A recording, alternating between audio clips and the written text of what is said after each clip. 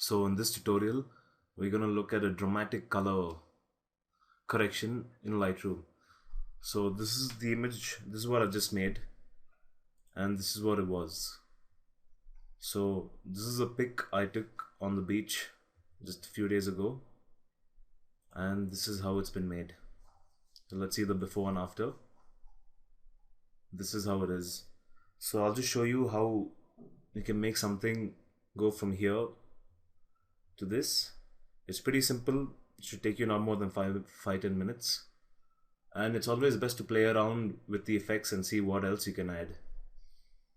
So I'm going to use this image again. I've made a virtual copy, and let's get started now. So the first thing we're going to do with this image is decrease the highlights. I usually decrease it full. This is only in landscape images. I decrease the highlights and I increase the shadows. You can see all the detail has been brought out here. I'm going to decrease the whites a little and increase the blacks a little. Okay, we're gonna add some vibrance. Let's not add too much. Let's just keep it at about 30 because we're gonna do a lot more corrections. So in our basics, we've taken the highlights down, increased the shadows, decreased whites and increased blacks. We've added some vibrance. Let's add a little bit of clarity, about 10%, about not 10%, just add it to 10. Now the tone curve, we're going to increase highlights,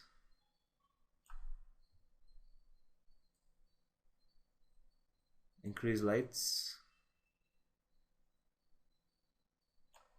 decrease shadow, decrease darks and shadows a little. We're going to leave this pretty much as it is. Let's go into split toning. Your highlights, here you can just drag it over and check what looks good. There's no actual rule for this, like everything looks different, and sometimes some stuff looks good and some doesn't, so I'm going to keep it orange at about 47%. I'm not adding a tone in the shadows. I'm going to sharpen it a bit.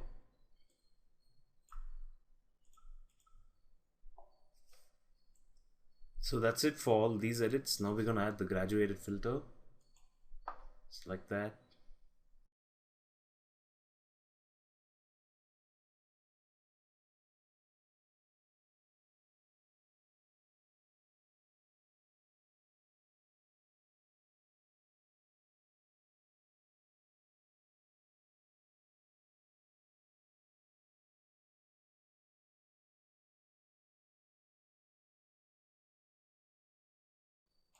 Highlights are taken to 6, shadows to -43. I'm going to add some clarity and some saturation.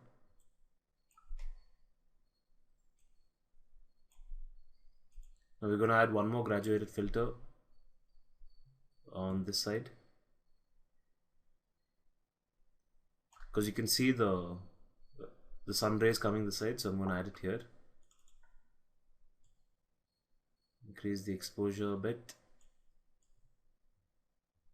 add some contrast.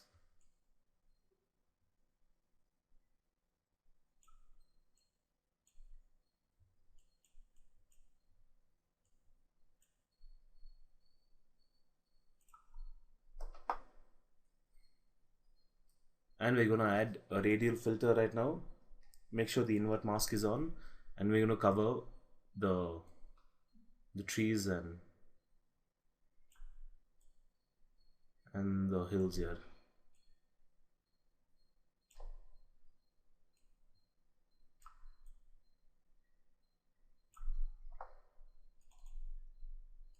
Just double click the effect so everything resets, and then keep it as what you want.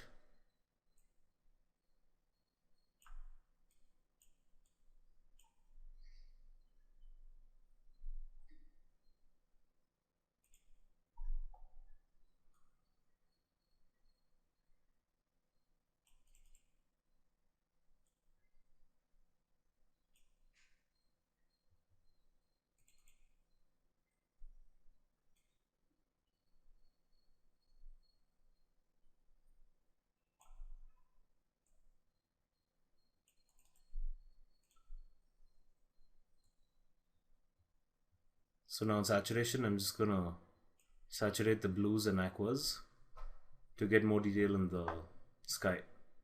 And that's about it. It's taken us what, like 5 minutes? You can see the before and after. I don't know why they're showing up like this. It's actually, this was the image, and this is how we made it. So what have we done? We've added some basic corrections. We've added highlights, lights, and decreased darks and shadows in the tone curve. We've added some saturation to the aquas and blues. In split toning, we've added orangish to the highlights. And this lens correction, we've just enabled profile correction and removed chromatic aberrations. Sorry. And we've added some graduated filters and a radial filter here. So that was it. It is so simple. And we've taken it from this to this. There's no actual rule for landscape images. Just make sure you drop your highlights and increase your shadows, and that's pretty much it. And everything else you can just play around with.